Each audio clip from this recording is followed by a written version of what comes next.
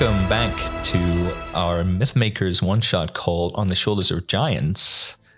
Our players are... Hi, I'm Gerda. I'm playing a human druid shaman-like called Kato, and also a woman named Catherine. I'm Dominique. I'm playing Ada, the human ranger, and her wolf Gruff. And I also play Julia or Julie. And I'm Melanie. I'm playing Jurgen, who is a stoic Goliath barbarian, and also Ilse, who we played in the first episode. Yep. And we'll get back to, I think, in this episode as well. Nice. I'm curious. Yep.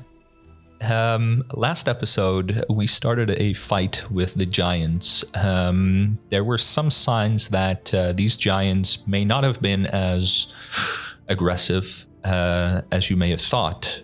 But both groups, the tribal warriors and your tribe, have encircled this group and very efficiently, also with Gruff's help, taken down quite a few giants. The only one left is one that was called Arvin by one of his own. And he has just laid down his weapon, knelt down, and pleaded for his life. The other tribal warriors, while half of them are taking trophies from their kills, toes or teeth or ears. The other half, among which is the bald man, walks up and says, "Spare his life? You gotta be kidding me. Kill him." You stop your tongue right now. We need justification.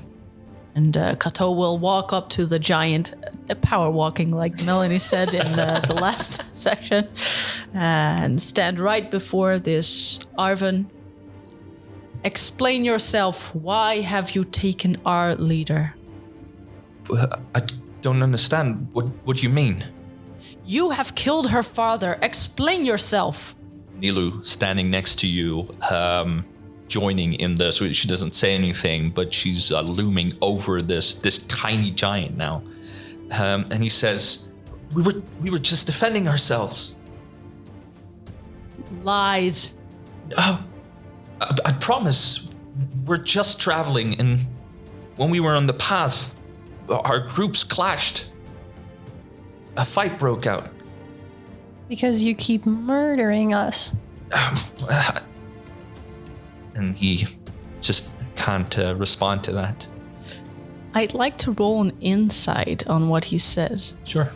In the meantime, I would like to walk over with a javelin, still enraged. Oh no.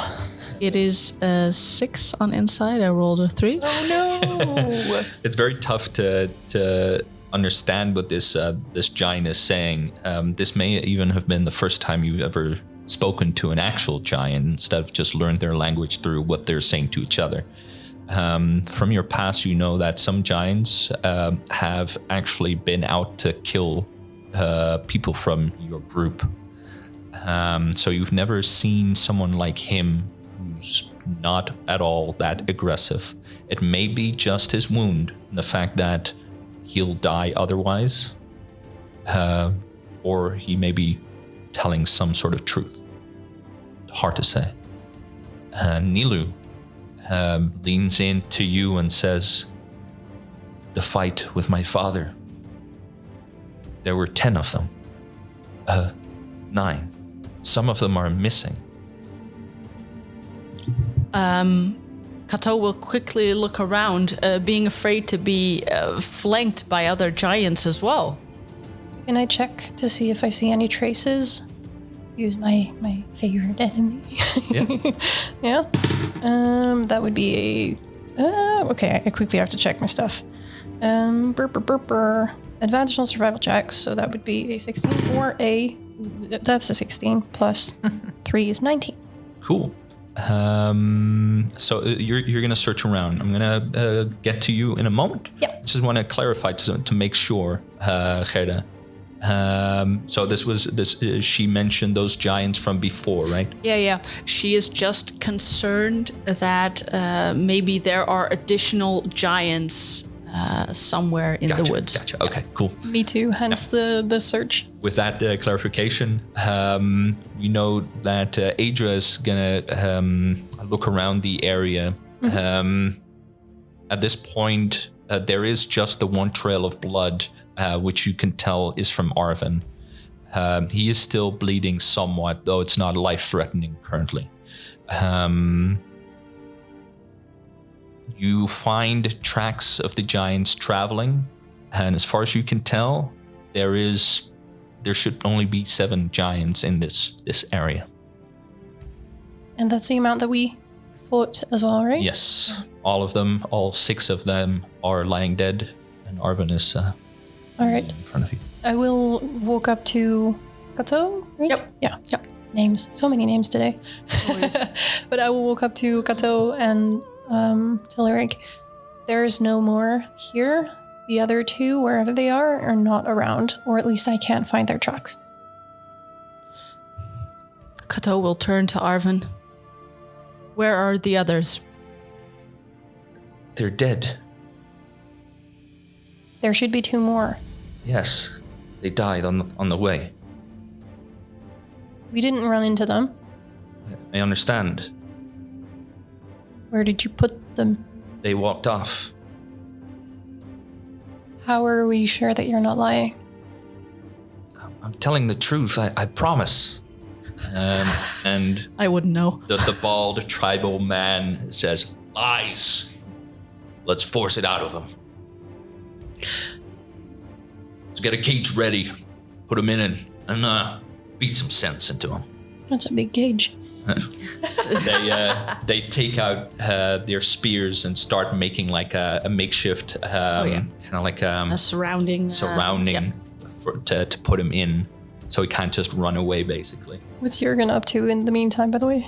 He is slowly like a predator stalking up to him, getting ready because he's like down, right? Yes. To get behind his head and kind of like raise his throwing spear at him. Jurgen, Yes. we need information. Put the spear down. And then kill him. When I say so. Fine.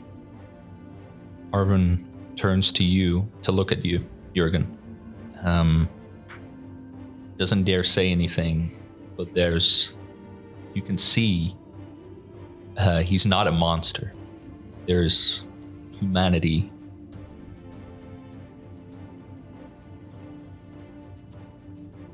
Why? I kind of lose my rage as I kind of make myself look a little smaller again. Frowning. So some time passes as the other group basically makes a makeshift cage-ish. You're given some time to simply do something else or question Arvin if you like.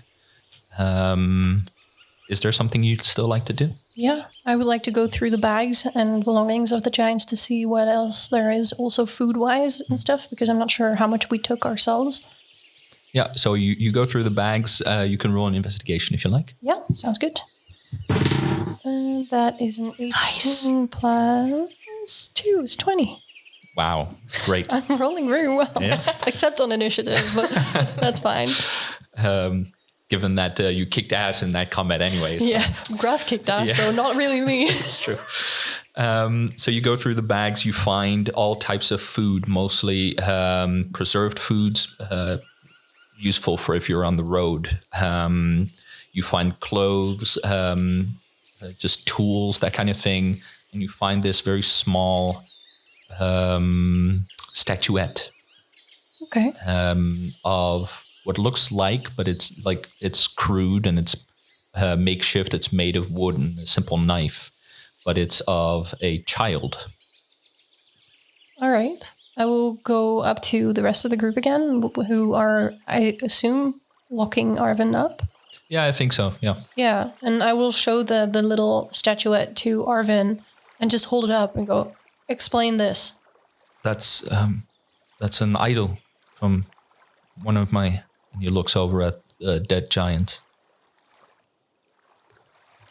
Where did you steal it? We didn't. He made it himself. I don't believe you. He looks away. Jurgen at this point walks away to the lake to just take a swim, cool his head, because he knows if he's going to be here any longer, that's not going to end well. And, the shaman of the village told them not to, so he's just going to take a swim. Yep. So you cool down quite a bit. Oh, yeah. Very good. I'll stay near Arvin, but Kato is unsure about how to proceed. Not expecting this giant to be this passive and seemingly honest. So she'll do some of her rituals, like make some type of tea. She'll throw her bones again. She'll forage and look around into the sky, into the surrounding grass to see if the gods or maybe even the moon god can send her a sign as of what to do. And if you'll allow it, I'd like for her to meet up with Nilu. Sure. Yeah. Okay. As a matter of fact, your interrogation, I keep forgetting your name, sorry, Adra. Yeah. Your interrogation is cut short by those tribal men forcing the giant into their cage. And he and they start beating on him, asking him questions much less friendly than what you did. And that continues for quite a while. At some point, the sky is getting a little dark. You do your rituals, and at some point, you approach Nilu. In the background, you hear some cries of pain from the giant. And Nilu, looking stoic, looks at the cage. She's simply sitting down in the grass, looking at him. Nilu, Shaman, could there be any sort of truth to what this Arvin is saying? I don't know, but we still have those two missing giants. So if anything, we need to know where they went. The gods, the plants, I cannot see a sign to move forward. I'm not sure. Then perhaps it is up to us to make that decision now. Not to the gods. What do you think is the right decision, Nilu? Those giants killed my father. That's all I know. So when we have the chance, I suppose do our own interrogation. Perhaps the tribal warriors, they soften him up for us. And then we find out where the rest are. A life for a life. Exactly. Right. Well, then I guess we should return. These are not easygoing men. Okay. At some point, those men have stopped beating Arvin, calling out to each other, laughing, even at some point saying, "We'll continue this tomorrow morning," as they need some rest as well, and they leave Arvin in fetal position, lying in this cage. Okay. Make me regret playing Jurgen with these giants. Gosh. Okay. I mean, Kato will move closer to the cage. Yeah, I'm done swimming by now. You said to I imagine. Yeah. Yes. Cool. I'll follow you. Yep. I think I stayed fairly close to see what the other group was doing. Sure. And I imagine that I'm sitting cross-legged in the grass with Gruff like partially over my lap. My own dog does that too, where she just flops over on me.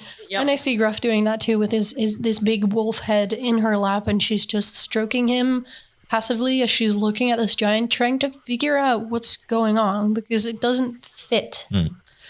You notice as well that the tribal warriors, while they're asking their questions, they don't really seem interested at all. They don't await any responses. Arvin cries out in help a few times, but that stops at some point as well. Bless you. Sorry. It happens.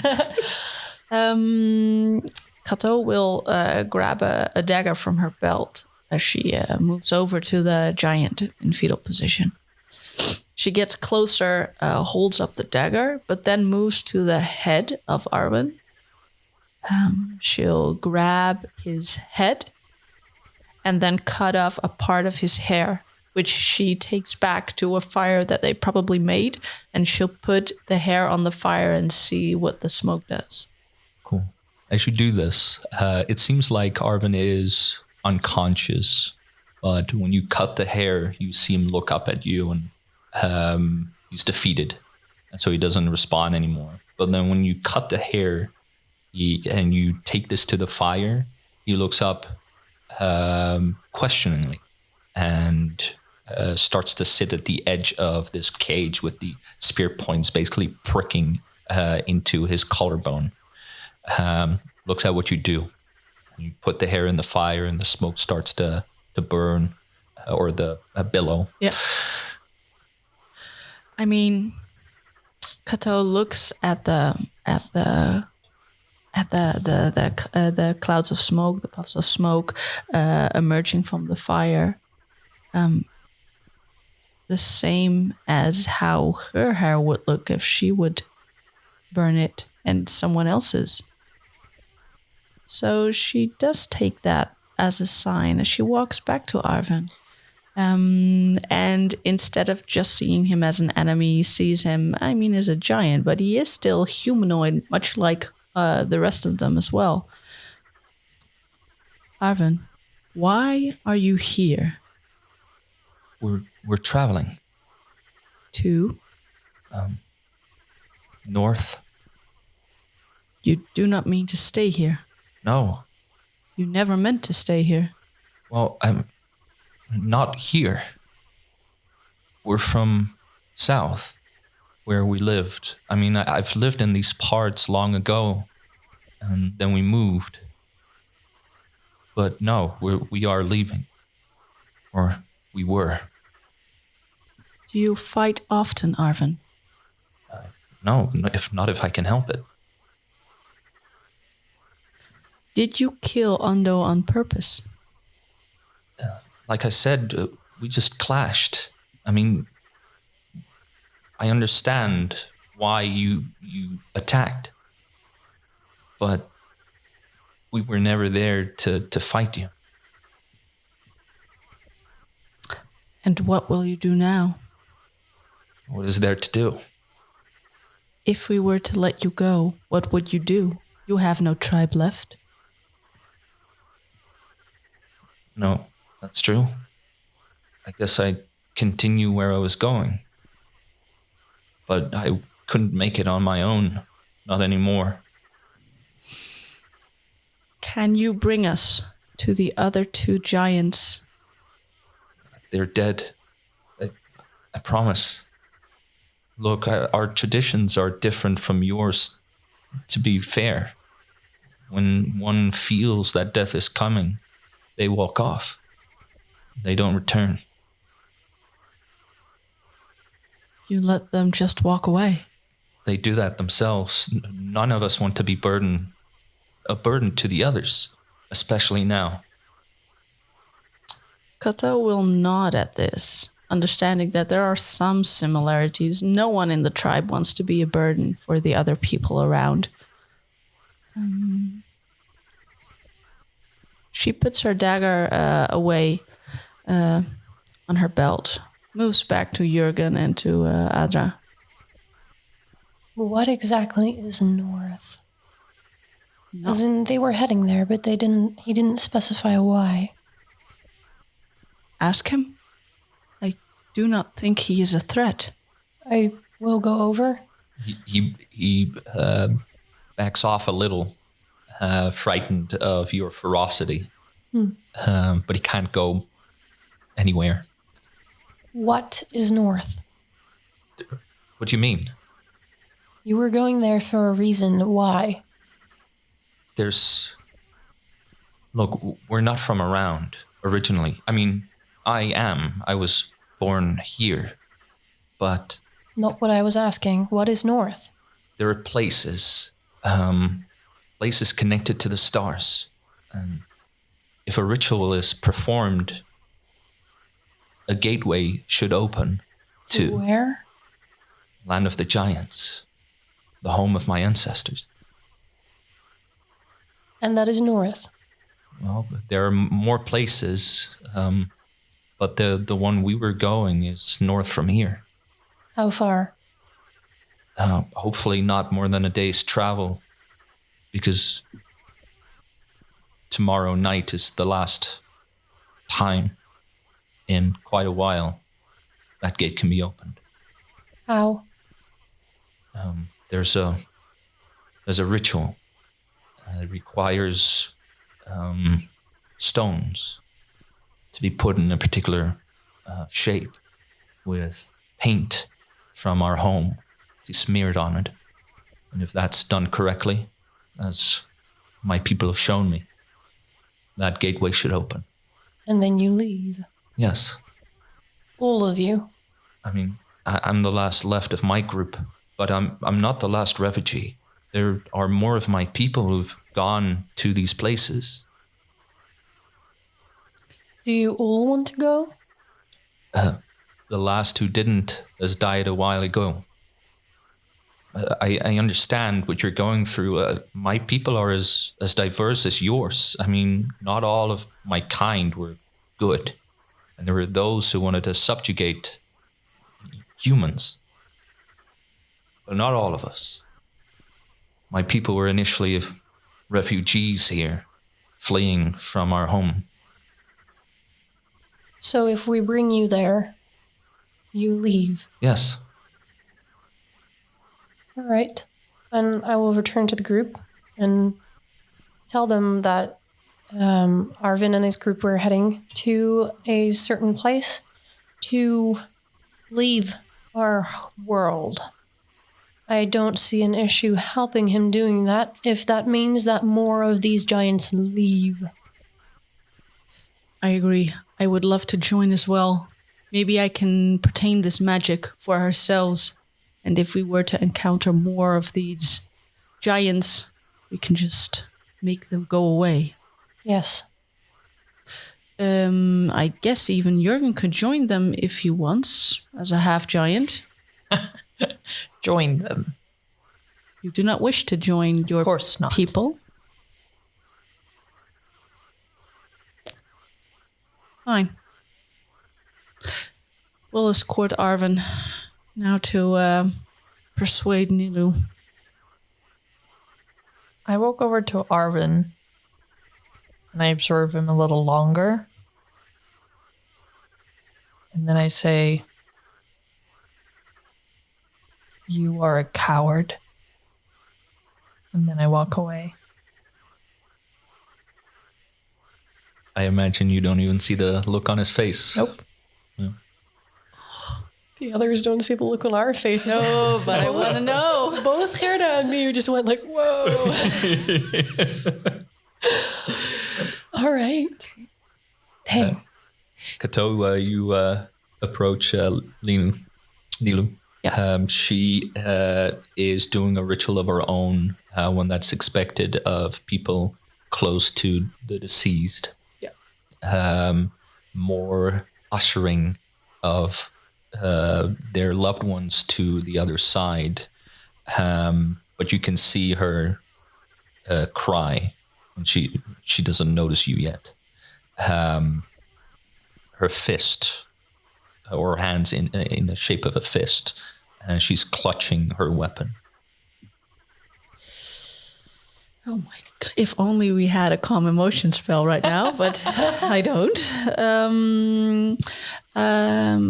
As a shaman, she will stop like 5 feet before closing in on her, giving her personal space. She will, however, kneel down and again using druid craft, making some tiny flowers bloom around where Nilu is sitting. As she, after 5 minutes, says, "We can bring the giant to a different place where we will never see him again. And I will have means of bringing the other giants there as well, for them to never encounter us again." She pauses. What about the other 2? They have gone off to die. Why not just kill him? Be done with it. They probably already have died. They are much like a wolf, part of a pack, but having grown old and doesn't want to be a burden on that pack, and thus they move away and they walk until their feet no longer are able to walk. That one is wounded. He is. But I need to learn what magic he speaks of, how to open this portal. With all due respect, shaman, this isn't about you. It is about our tribe, Nilu. Yes. Our traditions, right? Yes. About the loved ones who must be avenged. They killed my father. What better way than to bring away a giant into a different world, leaving nothing of this giant behind here? No flesh left into the ground, nothing. I'll bring them to another world. To whatever hell that they believe in. We will not kill him, Nilu. I'll let the others do it. I don't care. Kato grabs her quarterstaff and puts it down. You hear the beads on the staff wrinkle again. We will not kill him, Nilu. She stands up and matches your ferocity, and she says, "I don't care what you think." And then she walks off. Oh no. So you have made your choice. Her hand goes to the dagger on her belt, and she watches as Nilu storms off until she can't see her anymore. You wake up on the dolmen. Oh my god. You realize who you are. Oh, okay. Whiplash. For a second, you feel like the other person. They feel close to you, but now you return to the world, and leaning over you is Johan, Reverend Johan, and he goes, "My God, are you all right? Did you see anything?" Oh my god. I was an 8 feet giant. He's flabbergasted and he says, "Then it's true." And we'll move on. Next episode. Oh my god. My brain cannot. I can't. Oh man. Oh god. Okay, yep. Yeah. All right. Well, everyone, thank you for listening. We hope you liked it, and we'll see you on the next one shot of On the Shoulders of Giant.